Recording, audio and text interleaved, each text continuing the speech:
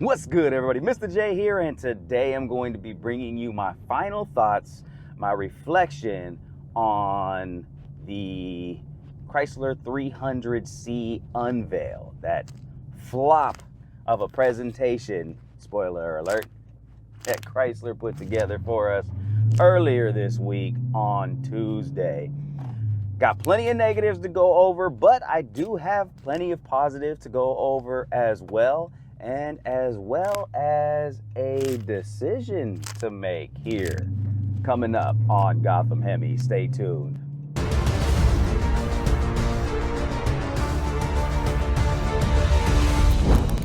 If you're new to the channel, my name is Mr. J. This is Gotham Hemi, my 2013 Chrysler 300S V8 Hemi-thang, man. You love 300s if you are all about the 300 culture, if you love fast cars, and if you love customizing your cars, hit that subscribe button. Stay tuned. We are all about the 300 here on Gotham Hemi. All right, let's go ahead and kick things off with the negatives that have been weighing on my chest. I've had plenty of time at this point in time to evaluate everything negative. This unveil was, it was just so very Chrysler. You know what I'm saying? Like, it was just indicative of everything that we've known Chrysler to be previously, and really, it wasn't any surprise, which I guess was the most disappointing part of the whole presentation. It was all just more of the same. Over-promise and under-deliver. Now, to be fair, we all in the car community did this to ourselves, because we took a simple statement, which was Chrysler is bringing the power in 2023, and we blew it all out of proportion with speculation. We overhyped it instead of realizing, hey, this is Chrysler. Let's not get crazy with our expectations. Even myself, who I made a video preceding the unveil, said, hey, temper your expectations. Let's not expect a Hellcat. Only expect something in the 6.4 variety with matching horsepower of, you know, the Dodge Charger counterparts. I said that in a video, but I still allowed myself to hope for a little more, to buy into the hype. I did get overamped. You know, I started to just hope, not necessarily for a Hellcat or anything crazy. I just hoped for something, anything different, just anything that was, you know, as exteriorly different as what they were doing underneath the hood. It seems like this time it was just different. You know, they gave us the teaser, which they rarely ever do. They gave it to us about a week out. They let us brew and stew over it. You know, it just felt like if this was going to be the last one, that they were going to do it with a bang. And in very typical Chrysler fashion, what did we get? Badging and tweaked rims. Again, something that I alluded to in a previous video, like, you know, this is what Chrysler is notorious for doing for special editions. They're not that special, and that's exactly what they gave us. But look, this is the killer part. Though Chrysler didn't lie to us directly, this is the most powerful 300 they've ever made. See, what they did, and they know they did this, they know full well what they did, they fed into the Dodge energy. They fed into the sister company's hype of big engines and this being the last call for the V8 Hemi. They fed into the 300 gang moxie of custom cars and alluded to a Hellcat 300, knowing fully damn well that there was no way in hell they were going to make that car. They just weren't. They knew what they were doing, and they did it anyway. And they delivered us a lemon of a presentation which went on and on and on about vans and EVs, more than they even talked about the car that everyone was there to see. The most powerful 300C ever made. Shame on you, Chrysler, and on their behalf, 300 gang, I am sorry. You know, I went back and I rewatched the live stream with the intent purpose of looking at the comment section just to get a feel for what everybody was thinking in the time. And a lot of you were expecting and wanting that Hellcat, understandably. And when the unveil happened and they threw up the stats, it was crazy how dead that chat got. Like, there was a severe detriment to the chat. It was going off, and then there was a pause and far less comments. Like, you could just tell that so many people were immediately disappointed. They were so disappointed that they didn't even have the energy to leave a negative comment. They just logged off and we're done. Yeah, traffic on the chat was noticeably decreased, and for those who remained, I saw it all. Angry, mad, misled, you name it. Even the grateful ones were like, well, at least we got this. Nobody was in that raving or even feeling genuinely excited about the unveil that just happened before them. And by all intents and measures of how this was presented, how it was teased, that is a complete failure on Chrysler's part. But like I've said, like I've been saying, and I've continued to say, that's what we should expect from Chrysler at this point. They've never shown us anything different, and it's really our fault that we got so hyped. Like, even myself, I allowed myself to get a little bit hyped about this unveil, hoping, wishing for anything different. One of the more common things that I saw that people were commenting that they were upset about was the fact that the car didn't come with any SRT badging. I really scratched my head at that one. Look, it's been, we're going on 2 years since the SRT team has been dissolved and scrapped. It doesn't exist anymore. So why would you want that badging on a car? If the team didn't design the car, if they didn't put the car together, why would you want the badge that says designed by SRT on that vehicle? I mean, at that point, wouldn't it just be an up badge? I mean, because in my mind, that's what all it would be. It is an up badge. Anytime we see SRT today, it's basically just an up badge. It's an empty badge. The team is not there making those design choices. It's not. So that badge is empty. All it is, it gets slapped on things just to sell things.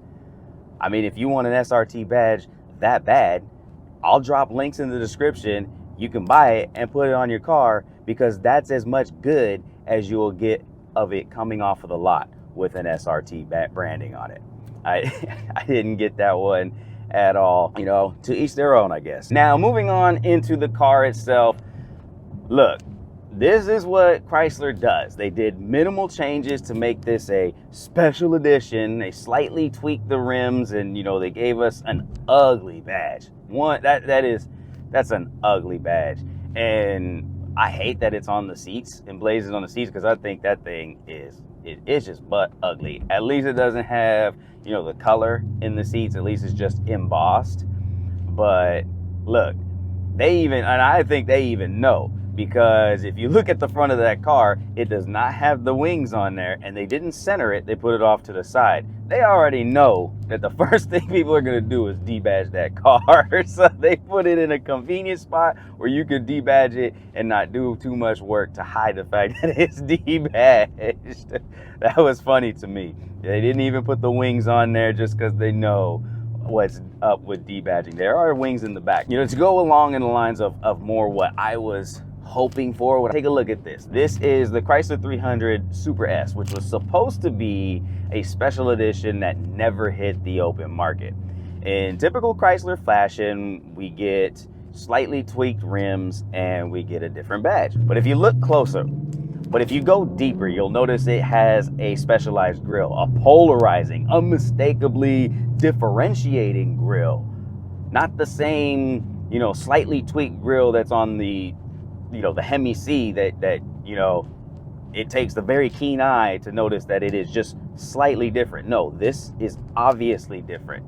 Beyond that, It has a stage 1 cold air intake. It has a sway bar. It has different exhaust on it. It doesn't have anything that's too crazy about it, but they did just enough to make it special, to call it special. Like when you actually buy that, you're actually going to feel like it, to some degree, is a special edition of a Chrysler 300. That's really what I was hoping for, that they could achieve, that they could capture in a bottle with, you know, this C, because like I said, it did sound like they were trying to knock it. They alluded that they were trying to knock this out of the park. And to me, if they could have done something like that, that would have lessened the sting of it not being a Hellcat. You know, I think that, you know, it would have created a lot more buzz if it was something that was, you know, entirely differentiating than, you know, a normal 300.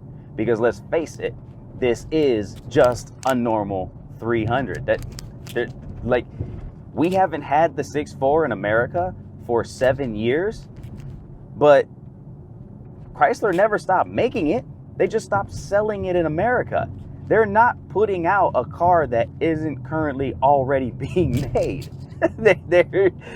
This car is being made overseas, and they're just bringing it back to the American market. So bringing a car to the American market that's already in production out of the American market, there's literally nothing special about it at all. The return of the C, it was only removed last year, which means nobody even likely had time to realize that it was gone. Like there's a lot of things about this that just came off as a joke. Unfortunately, as painful as that is to say, you know, it was a pretty big joke. Like I said, they spent more time, or maybe not more time, but they spent an equate amount of time talking about EVs and vans in a presentation that was supposed to be about the 300. I don't get it either. But diving into the car, man, if you are 300 gang, let's be excited about this, because I for one, certainly am. You know, it isn't exactly everything we hope for, obviously, but on the contrary, it is everything that hasn't been available to us for the past 7 years. And I can, you know, despite the sham presentation, be grateful for that. One thing that I was not aware of, because they went on and on about vans and EVs instead of talking about the car itself, is how the car made that extra 15 horsepower from its predecessor. Now, given that Dodge has always had that extra 15 horsepower in Chargers, you know, I figured that they were just doing exactly what Dodge did, and that's exactly what happened. They are doing exactly what Dodge is doing. You know, and I would be hard pressed to say that that everything in this vehicle isn't straight pour over from Dodge. This is Dodge having excess parts, you know, scat pack. They got to get off all of these scat pack parts laying around. They ain't gonna try to, you know, they're trying to push out as many as they can out this year, but you know, they got to get rid of the stock, because if they don't get rid of the stock, what's it gonna do? You know, sit around? Like, so they're pushing that stuff out to everything, even into the Chrysler 300. Like, you know, just given the way that the presentation went down, and, you know, not the whole lot of generated excitement around it, you know, it just comes off with undertones that, you know, this wasn't exactly a move that Chrysler had in mind to do. This was a move that Chrysler, in participation with its sister company, saying, hey, we need to move these engines. What do you think about throwing them in the 300? Oh, yeah, sure. This is going to be the last year of the 300. We'll go ahead and do that. I really believe that that's what this is, especially since it's, you know, only a limited stock of 2,200, which is not a whole lot. It's not. So all signs point to, you know, this wasn't heavily thought out by Chrysler. Shout out to Jeff Zabowski. hopefully I didn't butcher your name, but shout out to Jeff Zabowski who dropped this information for me on my other video, because Chrysler damn sure wasn't putting this out there.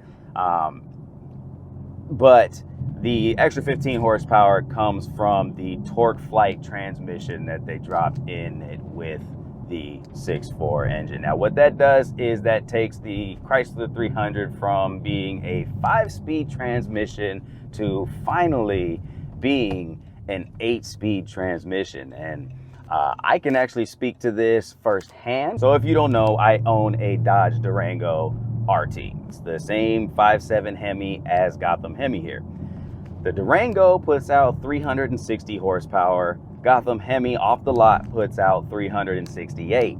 I know 8 horsepower is a very minute difference in terms of how horsepower goes, but hear me out, I'm just trying to illustrate a point here. Now, the Durango comes in at 7,100 pounds, where Gotham Hemi only comes in at 5,100 pounds.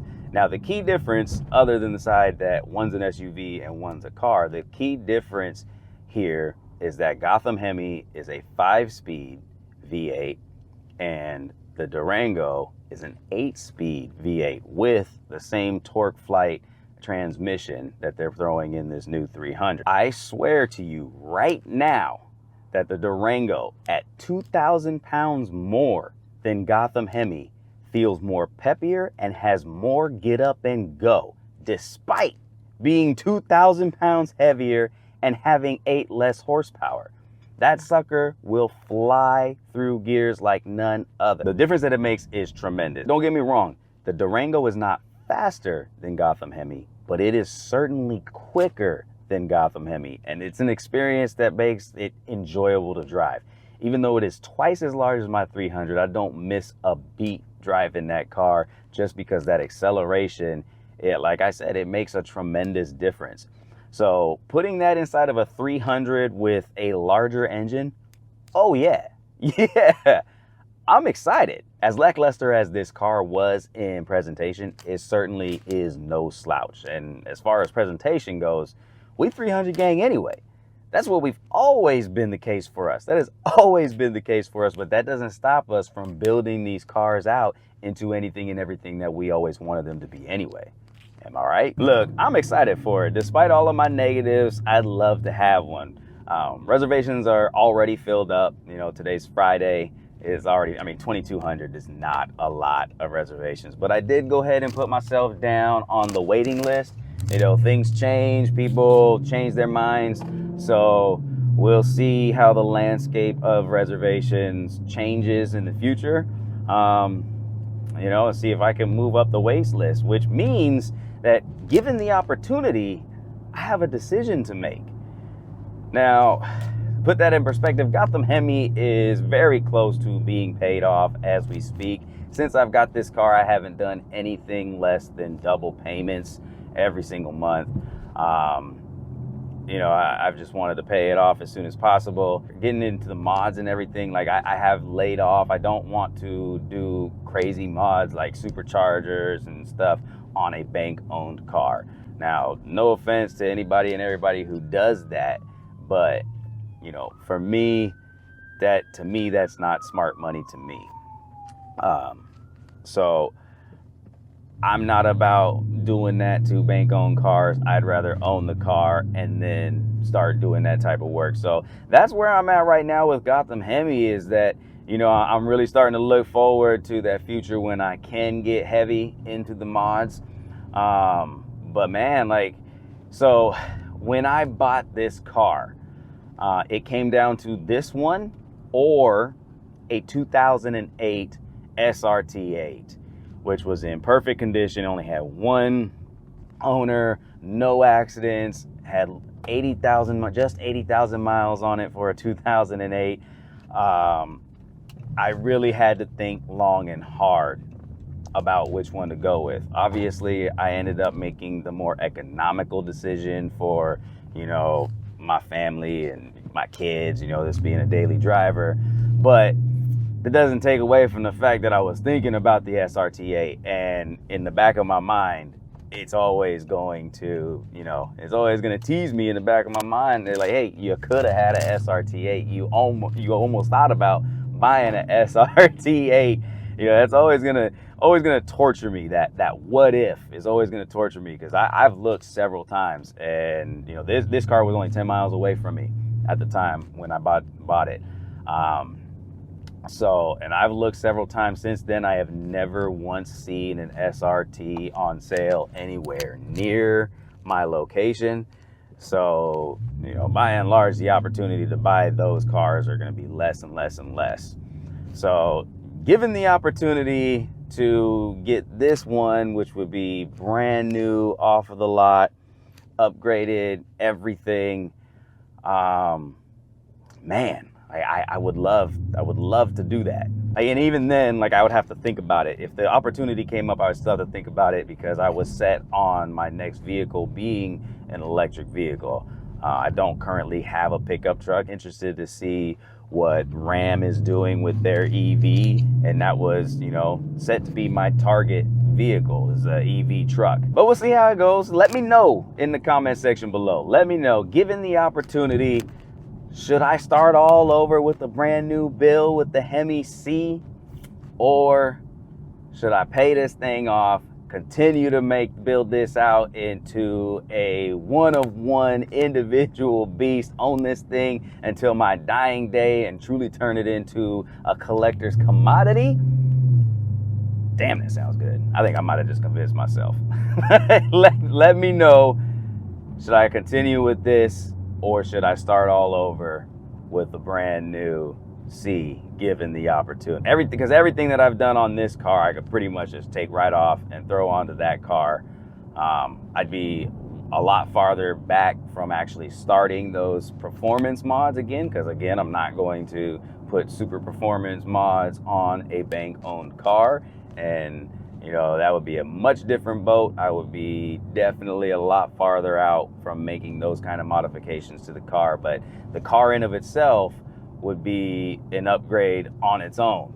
So who knows, you know, maybe I'd be good on those mods, at least for, you know, the 5-6 years it'll take to pay that sucker off. But that's gonna about wrap it up for me. That's all I got for you guys. Hit me down below in that comment section below. Let me know what you guys think of the brand new 300C. Let me know if you think I should try to get one if the opportunity arises. And yeah, until next time, I'm Mr. J, this Gotham Hemi, and we out.